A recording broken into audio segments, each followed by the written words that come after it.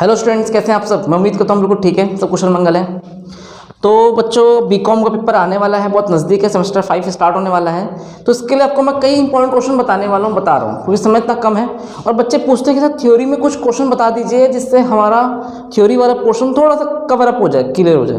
मैं अभी भी हर बच्चों से एक ही बात कहूँगा, जो बच्चे वीडियो हमारी लाइव यहाँ बैठ के पढ़ते हैं वो भी, और जो बच्चे यूट्यूब पे देखते हैं, बच्चों आप जितना ज़्यादा पढ़ने की कोशिश करेंगे, जितना आप समझेंगे उतना ज़्यादा बेटर रहेगा आप बच्चों के लिए। लेकिन ठीक है, समय कम है, कोई जॉब में व्यस्त है, ठीक है, किसी को इतना स्टडी का टाइम नहीं मिल पाता, कई बच्चे ऐसे हैं। तो आप इन मेन क्वेश्चन में फोकस करके भी अच्छे नंबर गेन कर सकते हैं। तो आप जाने से पहले, एग्ज़ाम देने से पहले इन क्वेश्चंस को जरूर देखें। देखो, बुक का नाम ही क्या है, फाइनेंशियल मैनेजमेंट, ठीक है। तो एक क्वेश्चन तो आपका यहीं से बनता है, what is the financial management. आप फाइनेंशियल मैनेजमेंट से क्या जानते हैं, क्या समझते हैं, फाइनेंस होता क्या है। किसी कंपनी के लिए पैसों का अरेंजमेंट करना, पैसा मैनेज करना, it is called financial management. यहाँ आपको मैंने प्रैक्टिकली में पढ़ाया था बेटा, cost of equity, cost of डेब्ट, time value of money, leverage, EBIT, सारे जो प्रैक्टिकली आप पढ़ चुके हो, ठीक है, उन सारे को आप क्या पढ़ रहे हैं, फाइनेंशियल मैनेजमेंट। जो थियोरेटिकल में एक छोटा सा क्वेश्चन जो बहुत इंपॉर्टेंट है, लेकिन मैं थोड़ा लास्ट में लिखा है इस क्वेश्चन को, अब यहाँ से देखेंगे, व्हाट डिफाइन फाइनेंशियल मैनेजमेंट। पहला क्वेश्चन कहता है discuss the nature and function. बताइए बच्चों, इसके फंक्शंस क्या है, नेचर क्या है। आपके पास नोट्स अवेलेबल होंगे, बुक्स, जो भी बुक्स होगी वहाँ आपको सारे क्वेश्चन मिल जाएंगे।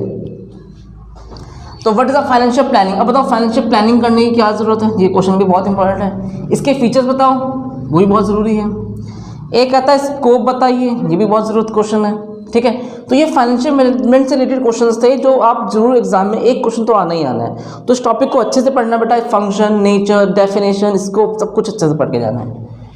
अब देखिए, what is the under capitalisation. और एक यहाँ पे मैंने एक और क्वेश्चन और लिखा, बट बोथ ओवर कैपिटलाइजेशन। तो अंडर कैपिटलाइजेशन और ओवर कैपिटलाइजेशन के बिहाफ पे एक क्वेश्चन मुझे लगता है शायद आ सकता है, चांसेस है, थोड़ा इंपॉर्टेंट क्वेश्चन है। तो आप इस टॉपिक को थोड़ा अच्छे से ध्यान देना। क्या लिखा है, both over capitalization and under capitalization are harmful to the financial interest. देखो, कैपिटलाइजेशन वैल्यू कम रह जाना, ज़्यादा हो जाना, दोनों ही हार्मफुल है, ठीक है, एक बिजनेस के लिए, एक फाइनेंशियल इंटरेस्ट के लिए ऑफ अ कंपनी। कहता है डिफाइन कॉस्ट ऑफ कैपिटल। याद होगा प्रैक्टिकली में पढ़ा था हमने कॉस्ट ऑफ कैपिटल, यस याद है। तो उसी का एक क्वेश्चन थ्योरी में भी आ सकता है, कॉस्ट ऑफ कैपिटल की डेफिनेशन बताओ, ठीक है। लीवरेज के ऊपर एक क्वेश्चन आ सकता है, define leverage versus types of leverage. तो ये कई सारे क्वेश्चंस, डिफाइन वर्किंग कैपिटल। तो बेटा वर्किंग कैपिटल फॉर्मूला भी अपने सीखा था, CA minus CL, current assets में से करंट लायबिलिटी माइनस करते हैं तो वर्किंग कैपिटल आता है। और वर्किंग कैपिटल के ऊपर पूरा एक बहुत बड़ा अच्छा चैप्टर था, हमने डिस्कस किया।